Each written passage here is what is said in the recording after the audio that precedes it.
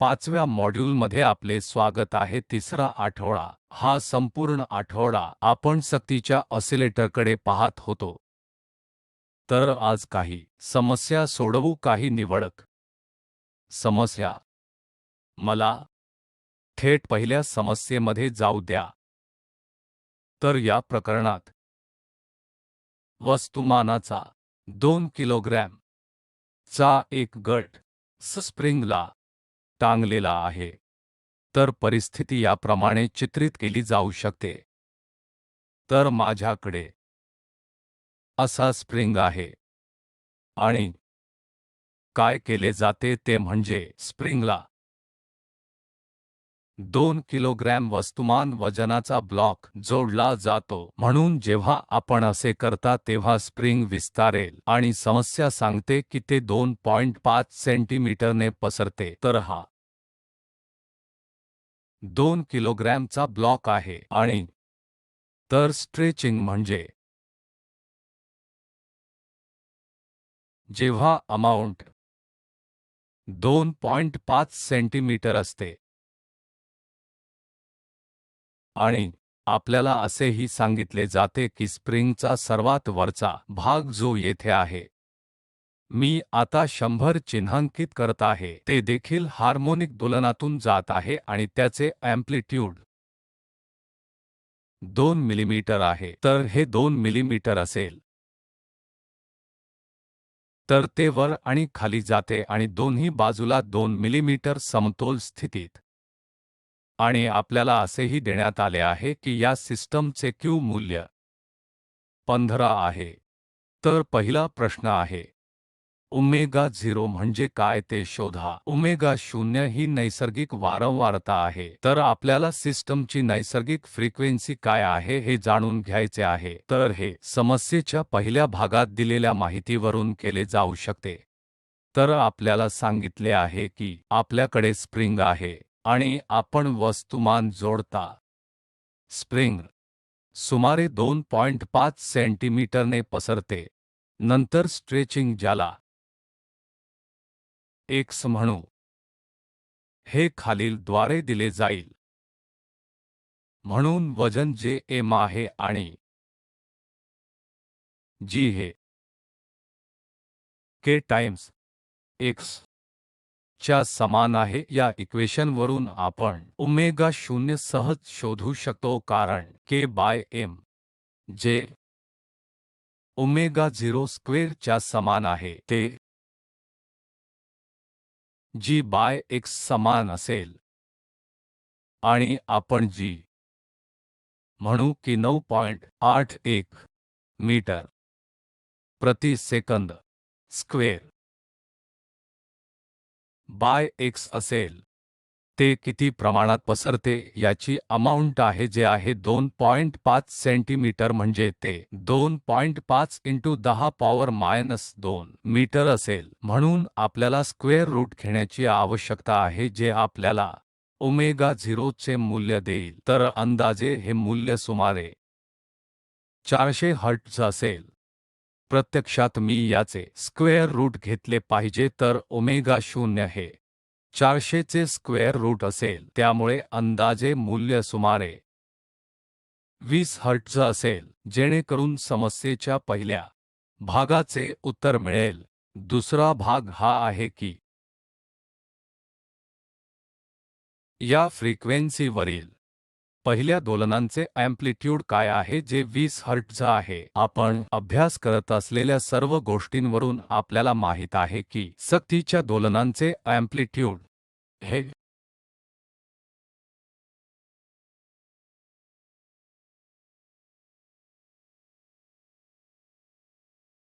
मोड Z वर F0 by omega आहे. जो प्रतिबाधा आहे तो असेल F0 by omega into gamma square plus M omega minus S by omega चा स्क्वेअर रूट याचा होल स्क्वेअर. आता आपल्याला हे ओमेगा 0 वर मूल्यांकन करण्याची आवश्यकता आहे, जे इतके कठीण नाही. तर ओमेगा बरोबर ओमेगा 0 वर अँप्लिट्यूड हे F0 by omega 0 into gamma square plus M omega 0 minus K by omega 0 चा स्क्वेअर रूट याचा होल स्क्वेअर असेल तर खरं तर एस स्टिफनेस कॉन्स्टंट येथे फक्त स्प्रिंग स्थिर के आहे तर हे लक्षात ठेवा की मी येथे लिहिले आहे प्रत्यक्षात के असणे आवश्यक आहे जे स्प्रिंग स्थिरांक आहे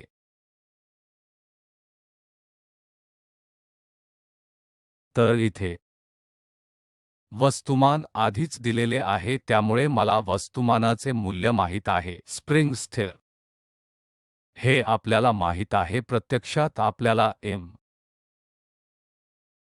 K बाय M मूल्य माहित आहे तर खरं तर इतर सर्व काही ज्ञात आहे फक्त दोन गोष्टी वगळता एक म्हणजे F0 काय आहे हे आपल्याला माहित नाही आणि आपल्याला माहित नाही की गॅमा म्हणजे काय गॅमा गणना करणे सोपे आहे कारण आपल्याला Q फॅक्टरचे मूल्य माहित आहे जे Q इक्वल टू 15 आहे तर Q जे M ओमेगा 0 बाय गॅमाच्या समान आहे तर आपण पाहू शकता की आपण ओमेगा 0 आधीच मोजले आहे M हे आधीच माहित आहे आणि फक्त गॅमा अज्ञात आहे गॅमा हे M ओमेगा 0 बाय Q च्या समान आहे तर याचा अर्थ असा की वस्तुमान 2 किलो आहे म्हणून 2 गुणाकार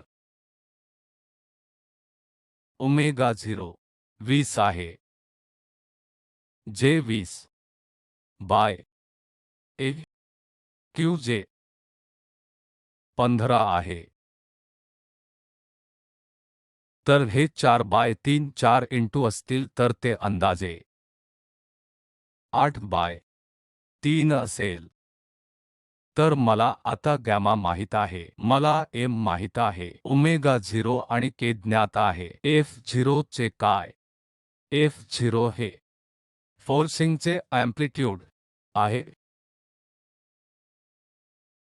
आपण पाहू शकता की पेंड्युलमचा वरचा भाग वर आणि खाली फिरतो आणि अँप्लिट्यूड 2 मिलीमीटर आहे तर ते आपले F0 आहे तर F0 2 मिलीमीटर आहे जे असेल 2 इंटू 10 पॉवर मायनस 3 मीटर आता आपल्याला आवश्यक असलेली प्रत्येक गोष्ट आपल्याकडे आहे तर आपल्याला या सर्व मूल्यांना अँप्लिट्यूडसाठी या एक्सप्रेशनमध्ये जोडणे आवश्यक आहे जे मी त्याला ए म्हणेल आपल्याला F0 माहित आहे आपल्याला गॅमा माहित आहे मला पूर्णतेसाठी ओमेगा 0 लिहू द्या जे आपण नुकतेच मोजले आहे जे 20 हर्ट्झ आहे तर या सर्व माहितीसह आपण अँप्लिट्यूडची गणना करण्यास सक्षम असले पाहिजे आणि मी ते आपल्यासाठी अंकांमध्ये ठेवण्यासाठी एक अभ्यास म्हणून सोडत आहे आणि अँप्लिट्यूडची गणना करा जेणेकरून आपण प्रारंभ केलेल्या पहिल्या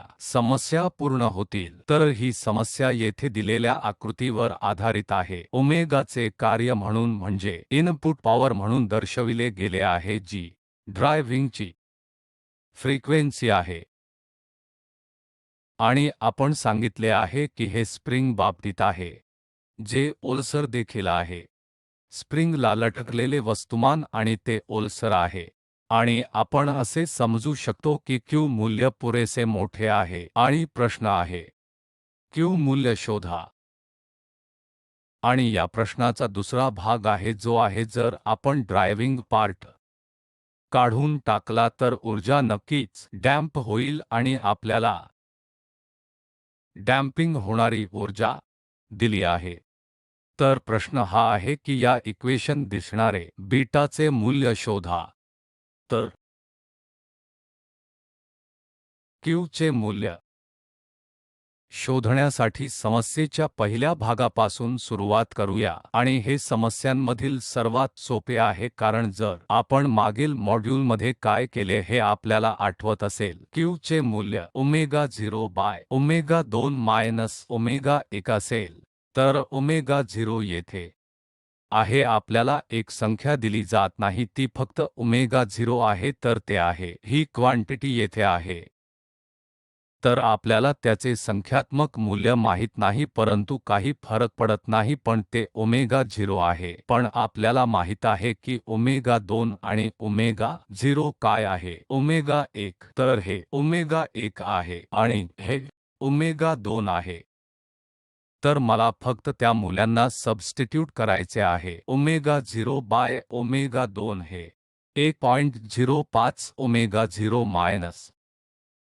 0.95 ओमेगा 0 असेल तर हे होईल ओमेगा 0 बाय मी ओमेगा 0 येथे सामान्य घेऊ शकतो जे 1.05 मायनस 0.95 होईल तर ओमेगा 0 आणि ओमेगा 0 रद्द होतात जेणेकरून आपल्याला हे दिसून येईल की या प्रकरणात ओमेगा 0 चे मूल्य माहित असणे आवश्यक नाही तर उत्तर आहे 1 बाय 1 तर Q चे मूल्य 1 आहे जेणेकरून निकाल म्हणून या प्रकरणात Q चे मूल्य 1 आहे आता या समस्येचा दुसरा भाग आहे ड्रायव्हिंग फोर्स काढून टाकला आहे आणि आपण अपेक्षा करता की ड्रायव्हिंग काढून टाकली तर ऑसिलेटर डॅम्प होणार आहे आणि ती ऊर्जा डॅम्पिंग येथे दिले जाते म्हणजेच वेळेचे फंक्शन जसे जाते RHO वेळा e power minus beta into T जर आपण डॅम्प्ड ऑसिलेटरचा अभ्यास केला त्याकडे परत गेलात तर आपल्या लक्षात येईल की येथे काय दिले आहे जेव्हा आपण प्रत्यक्षात समस्येच्या पॅरामीटर्सशी संबंधित असता तेव्हा ते गॅमा बाय एम असेल Q हे एम ओमेगा 0 बाय गॅमा आणि हे Q बाय ओमेगा 0 हे एम बाय गॅमा बरोबर असे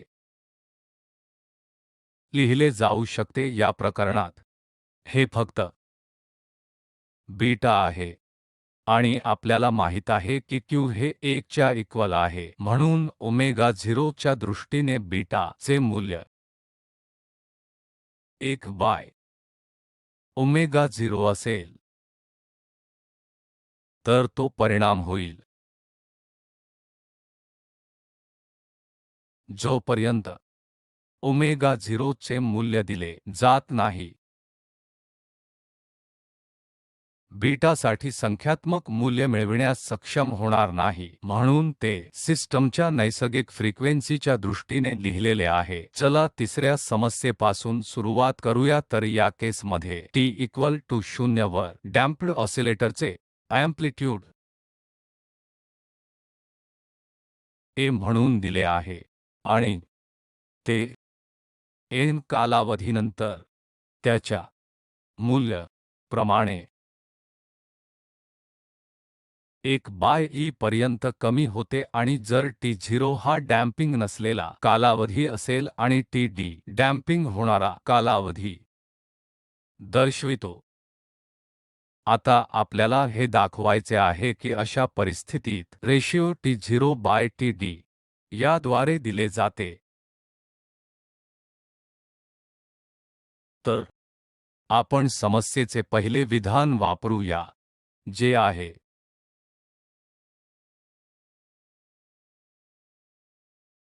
a बाय a0 तर a0 प्रारंभिक अँप्लिट्यूड आहे आणि a हे काही वेळानंतरच अँप्लिट्यूड आहे आपण म्हणूया की t a बाय a0 अर्थातच e power minus gamma by 2m into t. हे काही नवीन नाही, ही अशी गोष्ट आहे ज्याचा आपण डॅम्प्ड ऑसिलेटरच्या बाबतीत अभ्यास केला आहे. आता जेव्हा n पूर्ण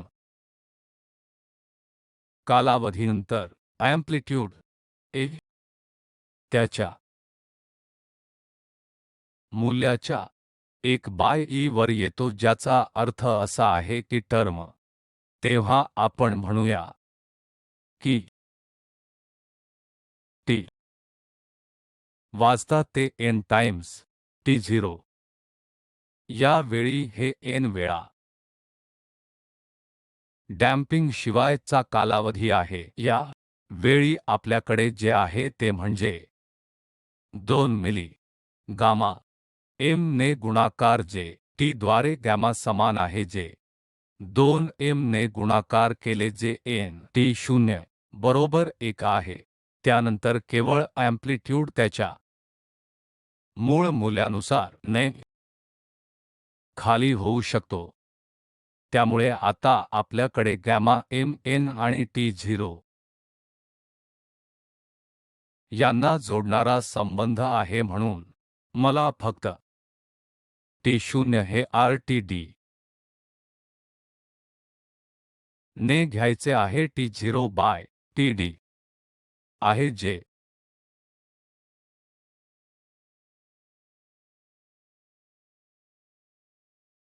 t0 च्या समान आहे. लक्षात ठेवा, t0 हे 2 पाय बाय ओमेगा 0 ला td ने गुणाकार केला आहे, 2 पाय बाय ओमेगा d.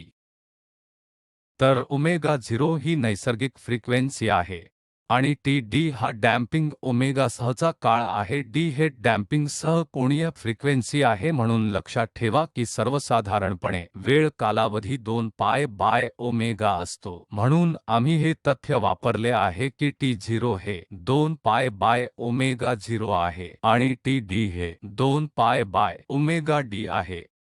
तर मी येथे तेच केले आहे. तर 2 पाय रद्द होतील, हे मला ओमेगा डी बाय ओमेगा 0 देईल. आता आपल्याला फक्त ओमेगा 3 साठी सबस्टिट्यूट करायचा आहे. आपल्याला पुन्हा आठवते की ओमेगा डी ही डॅम्प्ड ऑसिलेटर फ्रिक्वेन्सी आहे आणि ते gamma square by 4m square plus k by m च्या स्क्वेअर रूटच्या इक्वल आहे, अर्थात हे वजा चिन्हासह आले पाहिजे. तर आपल्याला फक्त या गोष्टी सबस्टिट्यूट करायच्या आहेत, k by m minus gamma square by 4m square by k by m चे स्क्वेअर रूट, कारण क्वांटिटी k बाय m हे ओमेगा 0 स्क्वेअर च्या समान आहे. आणि येथून आपल्याला काही सोप्या हेरफेर्स आवश्यक आहेत. तर येथे जर आपण रूट k बाय m बाहेर घेतले तर आपल्याला 1 minus gamma square bye 4 k m मिळेल. आपण फक्त रूट k बाय m ला बाहेर घ्या, तर अंशातील रूट k m आणि भाजकातील k m रद्द केले जाईल आणि उर्वरित हे असू शकते. आता इच्छित फॉर्म मिळविण्यासाठी फक्त m ने गुणाकार आणि भागाकार करा, तर आपल्याला gamma square m by 4 k m square मिळेल. म्हणून आपल्याला गॅमा m आणि k दूर करण्याची आवश्यकता आहे आणि त्यासाठी आपल्याकडे हा संबंध आहे जो आपण आधीपासूनच मोजला आहे. तर त्याचे म्हणणे आहे की a गॅमा बाय 2m हे 1 बाय n इंटू t0 च्या समान आहे. मला ते लिहू द्या. येथे गॅमा बाय 2m हे 1 बाय n टाइम्स t0 च्या समान आहे.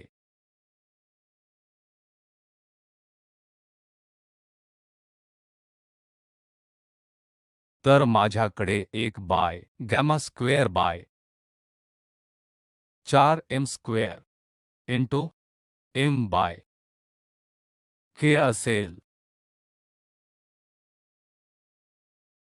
जर आपण gamma square by 4m square पाहिले तर ते या नात्याचे फक्त स्क्वेअर आहे, या क्वांटिटीचे स्क्वेअर. त्यामुळे माझ्याकडे एक minus gamma square by 4m square असेल, 1 by n square into t0 square ला m बाय k ने गुणाकार केले असेल. परत ते ओमेगा 0 शी संबंधित आहे, कारण ओमेगा 0 स्क्वेअर हा k बाय m आहे आणि म्हणून m बाय k हा 1 बाय ओमेगा 0 स्क्वेअर असेल आणि हे quantity m omega 0 2 pi by t0 असेल, म्हणून हे 4 pi square by t0 square असेल. तर मी आता याला t0 square by 4 pi square 4 ने सबस्टिट्यूट करू शकतो. तर स्पष्टपणे t0 स्क्वेअर रद्द होईल, म्हणून मला 1 minus 1 bye 4 pi square n square हे t0 बाय t आहे आणि ही आवश्यक एक्सप्रेशन होती आणि हे उत्तर लहान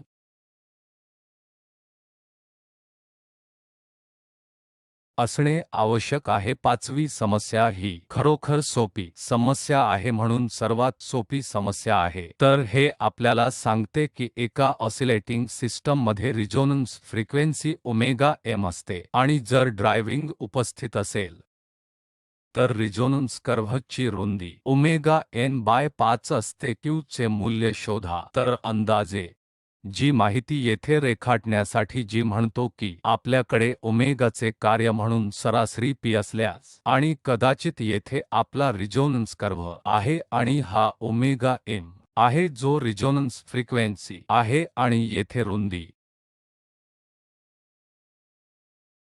ही रुंदी ओमेगा m बाय 5 इतकी आहे आणि आपल्याला Q व्हॅल्यू शोधण्याची आवश्यकता आहे. तर Q मूल्य फक्त रुंदी आहे, ती रिझोनन्स फ्रिक्वेन्सी बाय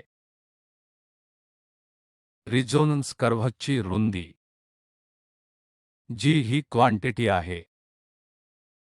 तर या प्रकरणात ओमेगा 1 आणि ओमेगा 2 चे मूल्य काय आहे हे आपल्याला वैयक्तिकरित्या जाणून घेण्याची आवश्यकता नाही. मुळात मला ओमेगा 1 आणि ओमेगा 2 चे मूल्य काय आहे हे जाणून घेण्याची आवश्यकता नाही, कारण मला रुंदीची थेट माहिती आहे.